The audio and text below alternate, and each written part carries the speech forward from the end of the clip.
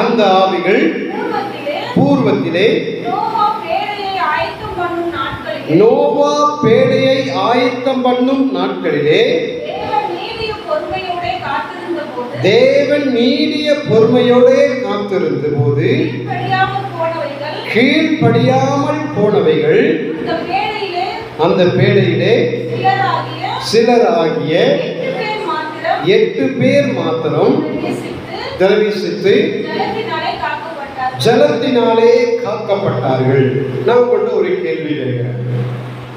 இயேசு மரித்து அடக்கம் பண்ணப்பட்டு 19ஆம் வசனத்தில் சொல்லப்பட்டிருக்கிறது, அந்த ஆவியிடத்தில் போய் காவலில் உள்ள ஆவிகளிடத்தில் போய் பிரசங்கித்தார். அப்படிதானே போட்டிருக்கு. ஆண்டவர் நிஜமா பாதாளத்துக்கு போனாரா? சொல்லுங்களேன், சொல்லுங்க. ஆனா இங்க என்ன சொல்லப்பட்டிருக்குது? திரும்ப வாசிக்கலாமா? 19ஆம் வசனத்தை வாசிக்கலாம்.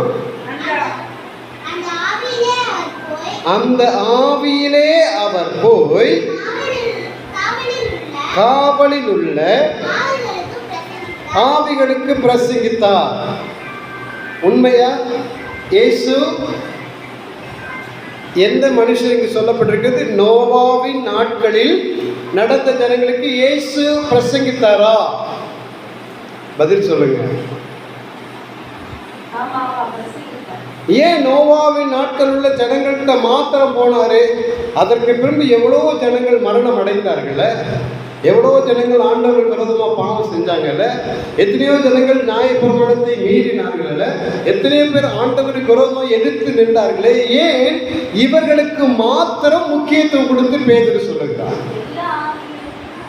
ஆனா இங்கே அப்படி சொல்லப்படலையே. திரும்ப வாசிங்களே, 18 வாசிப்போம். ஏனெனில்